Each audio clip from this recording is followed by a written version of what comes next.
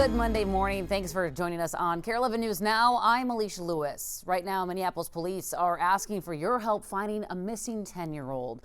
This is a picture they shared of him. They say Jason Rogers was visiting family from Brooklyn Park and was last seen in the Hawthorne neighborhood at around 5 o'clock last night. He was wearing a white t-shirt and beige jogging pants. Anyone with any information is asked to call 911. We do need to catch you up on some breaking news we've been following. Iran and the U.S. have reached a tentative deal to end the war. Megan McPherson's at the live desk with what we know.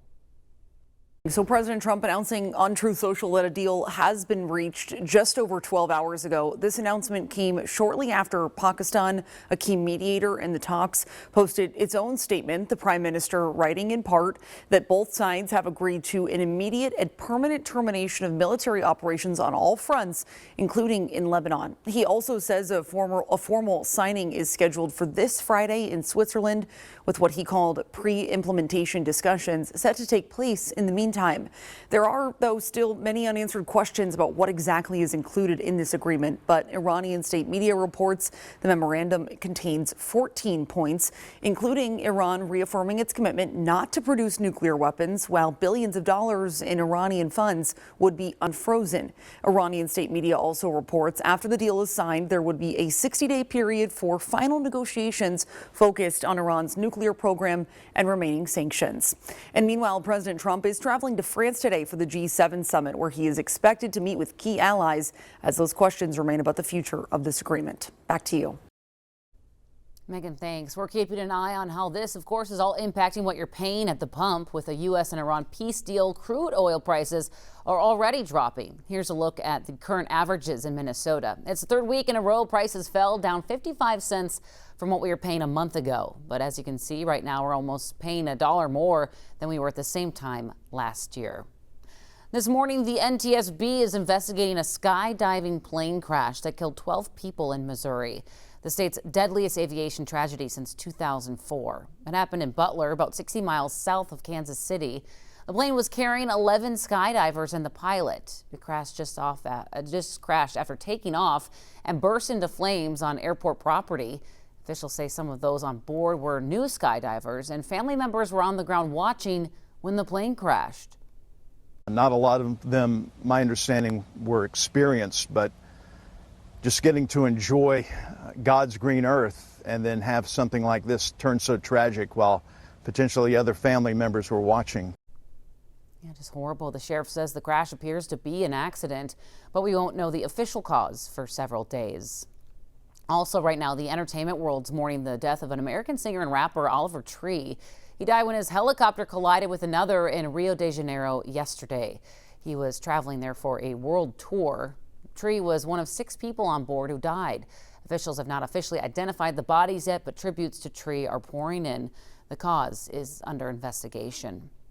It's been 1 year since an act of political violence shook our state and beyond. A gunman targeting multiple Democratic lawmakers in their homes, killing Speaker Melissa Hortman and her husband Mark, as well as their dog, and severely wounding Senator John Hoffman and his wife Yvette. The somber milestone comes just days after the shooter admitted to the crime in federal court. Now the community and loved ones are focusing on the victims and the survivors. Audrey Russo joins us with more. The tragedy brought the already tight-knit neighborhood where the Hortmans lived even closer together. Now, this is the Edinburgh Golf Course area in Brooklyn Park. Take a look at your screen. The folks in this neighborhood watched the massive police response 1 year ago to Mark and Melissa's home, capturing SWAT teams on trail cameras and watching crews search through everyone's backyard. The shooter, Vance Belter, pleaded guilty last week in federal court and will now spend life behind bars. Signs remembering Melissa still line the streets that she represented in St. Paul. I wasn't expecting it to really take off like it did. This was something that I wanted to do for her, my friend, my neighbor. And it's amazing to walk through the neighborhood and you see a number of signs that people have put up and have kept up in their yards, for the whole year. And the celebration of Mark and Melissa's legacy continues this week. The city of Brooklyn Park on Wednesday night is hosting a night of remembrance that's going to be held at the Edinburgh Golf Course, and it's going to be held at 6 p.m. Back to you. Well, 1 year ago, the Hortman's dog was also killed in the shooting, but his story as a failed service dog in training is inspiring many today. In this week's Communities That Care, Sammy Selena has an update from the nonprofit that brought Gilbert and the Hortmans together. A year later, Helping Paws says it's still doing everything it can to honor the legacy of Gilbert. And recently, that work has come full circle.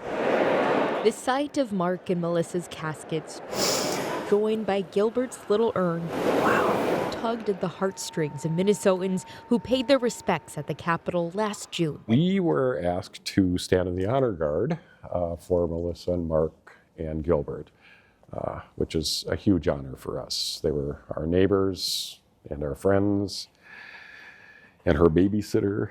It was there we met Helping Paws volunteer Jordy Stratman and his dog Petra, who were greeting those paying their respects. We had a lot of people come up and want to pet them, and of course they're service dogs, so I broke the rules a little bit. Now, Petra is honoring her former playmate Gilbert once again.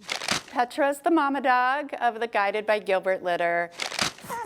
Petra gave birth to a litter of future service dogs. Gilbert was part of a similar litter back in 2020 before he went to train with the Hortmans, ultimately failing because of his friendliness. The organization cycles through the alphabet to keep track of all of their dogs. We came up to the G litter again, which is after the G litter that was Gilbert's litter. Elisa Golob, the executive director, says the puppies went out to their host homes, where they will train for a few years before helping those with disabilities. I think the whole community is going to watch and see who they become in 2.5 years. Sammy Selena. And I know Gilbert's watching too. KARE 11 News. And in the last year, Helping Paws says they've seen a surge of interest in the nonprofit, and they say that they're putting those donations and volunteers to good use.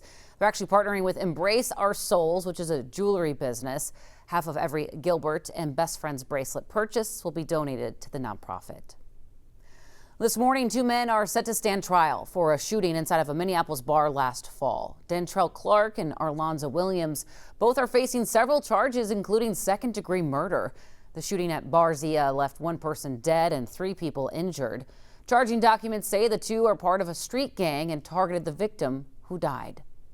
Happening today, the Elk River City Council is set to hold another public hearing on a proposed data center. According to Star News, dozens of residents showed up to the meeting last night to voice their concerns about the project. There are already 2 other data centers in the city. The council's planning to vote on the project July 6th.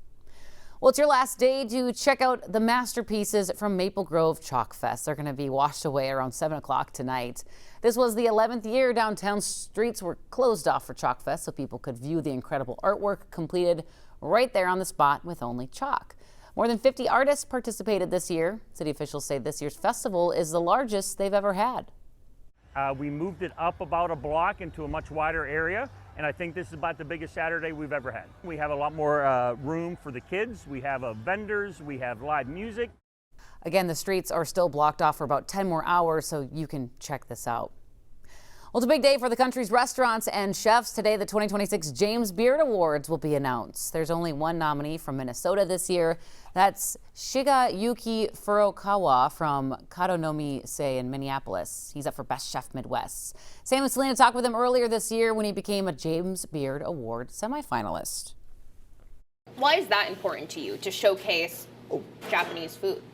Because I started cooking in Tokyo, right? Mm-hmm. Then moved to New York City and then back to Kyoto, Japan. I was doing traditional food, only was doing traditional food, Japanese food. Then since moved to here, there's no one does that. I had to make spicy tuna roll, crunchy roll, caterpillar roll, tempura roll, whatever, you know. I had to make money. This food looks amazing. Wisconsin, though, has a total of 5 nominees up for James Beard Awards. Here's a look at those chefs and restaurants. Want to wish everyone the best of luck. Well, stick with us. More news and weather coming up after the break.